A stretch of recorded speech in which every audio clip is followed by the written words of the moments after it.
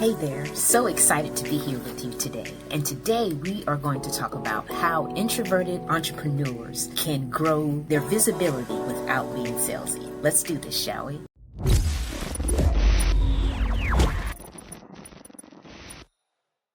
So girl, I am so excited to talk to you today about this topic. This has been weighed heavily on my heart, and I just have some really nice tricks and tips that I'm sure that you would be able to apply. But before we get into that, what I want to talk to you about first and foremost is how to avoid mistake that often amateur entrepreneurs do. And you may be thinking, well, girl, what is that? Well, I know some of you may still be doing this as we speak because you don't know any better. But because you are here today, when you know better, you will do better. And that's why I have to be here to help you do exactly that. So when it comes to interacting with people, I know I was listening to a friend's story a couple of days ago, and he was sharing that when he had left his corporate job, he wanted to go out and find business. Because of course, you know, when you're an entrepreneur, that's what you have to do. You have to go and market yourself and get people and, tell people about what you do. So one of the things that he did was he went around to local businesses and offered his digital marketing services to help them grow and expand locally. Now, at the time that he did this, he had talked to several businesses, and one in business in particular, I think he talked to two when he went out this one particular day. He actually got a client on the first day, y'all. But the thing about it was, this client that he got was at a local clothing store, but they were only paying him $100. Yes, you heard me, $100 a month to run their Facebook ads. Can you imagine? Now, this is somebody who had just left corporate, probably making six figures, and he settled for $100 a month just to get started. So, like I just said, that when you know better, you do better. The thing that he said that he realized from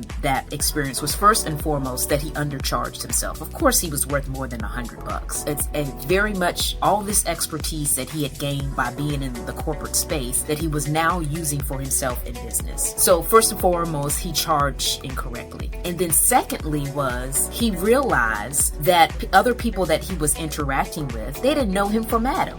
I tell you guys all the time the importance of building that know, like, and trust factor. And when you're just coming up to somebody and being extremely salesy from the get up and they know nothing about you, that ain't the way it goes. The first and foremost that you want to do is people want to get to know you. They want to buy from people that they like, first and foremost. And if you're coming up super salesy from the giddy up, they don't want nothing to do with you because they're thinking you're not interested in me. You don't even care about anything that I do, anything that I say, anything that would help us develop and have a genuine connection with one another. Your main purpose is all about, you got that one track mind to make the sale. It's all about the sale. So when people feel that, they don't want to be around that because we want to treat people like humans and not numbers. I say that all the time. So it's imperative that when you are interacting or making that first connection with someone, what do you want to lead with, girlfriend? You want to lead with value. So it's very important that you do that when it comes to connecting and interacting with people in your space. Now, the next thing that I want to share with you is how can you expand your visibility on a local level? Well, this same friend of mine that I was talking to said that after he learned from that experience the importance of providing value to the folks that you interact with, he had decided to join a local chamber. And there are local chambers all over the country that you can be a part of. I know in my particular city, we have a big chamber, but we have smaller chambers all around us. So you could be in any of them and really be able to connect with people. But at the end of the day, you want to make sure that you're providing that value. So his way of providing value was to speak. And I know that some of you that are introverts, you're already telling me, girl, I do not want to get on anybody's stage. I'm not ready for that yet. Okay,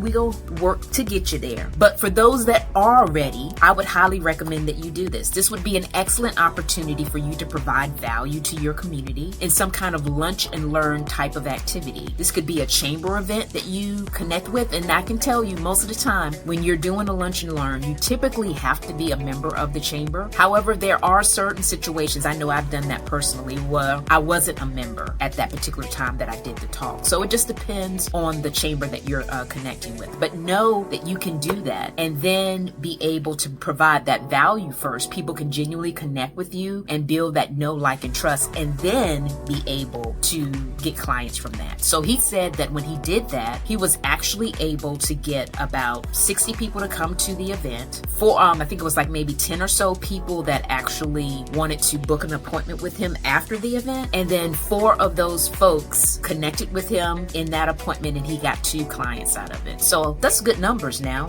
I mean, you guys know I'm all about the numbers. 60 people coming out. You got 10 that actually participated. So what is that? That's like divided by 6. I guess it's a little bit less than 25%, slightly less than 25%. And then be able to get 2 clients out of it. That's phenomenal. How did he do that? He provided value first. So I want to make sure that you do that. So we've talked about how to avoid that amateur mistake of being all salesy when you first meet somebody. We've talked about how to expand your visibility locally. Let's talk about expanding your visibility virtually in a mode of communication that you probably are more comfortable with if you don't like to speak. So if you're not that speaker yet, you're not ready to step out of your comfort zone to do that, I would highly recommend that you use our natural mode of communication, which is writing, ladies. You know, introverts, we love to communicate through writing because it allows us to have time to think through our thoughts, make any necessary corrections, and really give someone our creative ideas in a way that feels comfortable to us. So why not use that as a means to provide value? How, you might say? Well, have you thought about being a blog post guest of some sort, where you could actually post your ideas on someone's blog? There are excellent ways for you to do that, where you can connect with people that already have a following on their blog and then be able to share your ideas with their community. So it's kind of a different collaboration.